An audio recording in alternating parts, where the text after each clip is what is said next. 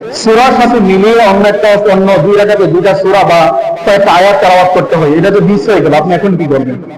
তখন আপনার কাজ হচ্ছে যে লাস্ট মিনিট গতানুগতিক যে সূরা তাশাহুদের পরে আপনি বাকি কিছু পড়বেন না, বসে থাকবেন। ইমাম সাহেব যখন সালাম ফিরাবে আপনি দাঁড়ায় যাবেন, দাঁড়ায় দিয়া এই যে প্রথম রাকাত মিস হইল, প্রথম রাকাত মিস হওয়ার কারণে আপনাকে সূরা ফাতিহা পাঠ করতে হবে, সাথে যে কোনো একটা সূরা বা অন্ততপক্ষে 3 আয়াত বিশিষ্ট যে কোনো একটা সূরা বা 3 আয়াত পাঠ করবেন। পাঠ করার পরে আপনি রুকু সিজদার মাধ্যমে নামাজ শেষ করবেন। 2 রাকাত নামাজ পড়লেন, 2 রাকাত নামাজের পরে মাগরিবের নামাজ সিস্টেম কি, 2 রাকাত পরে আপনার তাশাহুদে বৈঠকে বসতে হবে। এখন আপনার কাজ হচ্ছে এই যে 2 রাকাত শেষ হয়ে গেল, ইমাম সাহেবের সাথে সূরা ফাতিহা লাস্ট রাকাত পাইলেন, আর আপনি এখানে 1 রাকাত পাইলেন, এই যে আপনার 2 রাকাত শেষ হয়ে গেল।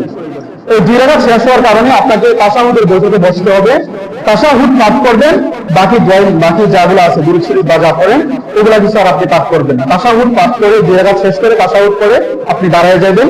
ওই যে তৃতীয় রাকাত আপনার হচ্ছে, যে দ্বিতীয় রাকাত যে আপনি মিস করলেন, এই মিস করার কারণে তৃতীয় রাকাতে আপনি আবার সূরা ফাতিহা পাঠ করবেন এবং সাথে অন্য একটা সূরা মিলাবেন।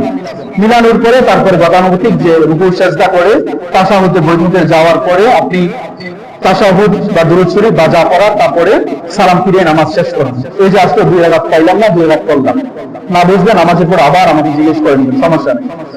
এখন আসেন, আপনি প্রথম রাকাত প্রথম বেরেন 1 রাকাত পাইলেন না, দ্বিতীয় রাকাত পাইলেন না, তৃতীয় রাকাত পাইলেন না, তৃতীয় রাকাত না পাইলে গতানুগতিক আপনি মাগরিবের নামাজ যেভাবে আপনি পড়েন সেভাবে প্রথম 2 রাকাতে সূরা ফাতিহার সাথে অন্য সূরা মিলাবেন, তাশাহুদ বৈঠকে যাবেন, তাশাহুদ বৈঠক যাওয়ার পরে তাশাহুদ পড়ে আর বাকি কিছু না পড়ে দাঁড়ায় যাবেন, দাঁড়ায় যায় বাকি যে আপনি লাস্ট দ্বিতীয় রাকাত নামাজ পড়লে আপনি একাকি যে নামাজ পড়লে যেভাবে পড়তেন সূরা ফাতিহার পরে রুকু সিজদার মাধ্যমে সূরা ফাতিহা পরে অন্য কোনো সূরা না মিলাইয়া আপনি তাশাহুদ বৈঠকে যে তাশাহুদ বাকি দুআয়ে মাসুদ বা যা পড়ার দুরূদ শরীফ সহ যা পড়ার তা সেরার মাধ্যমে নামাজ সমাপ্ত করবেন।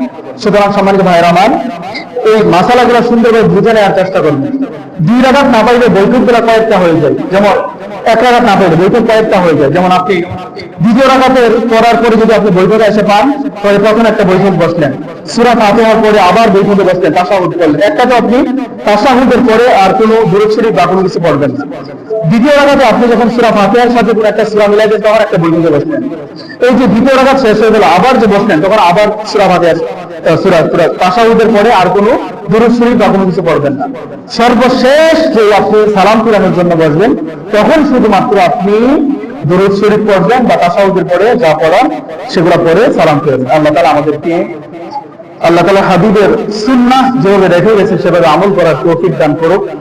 আমিন।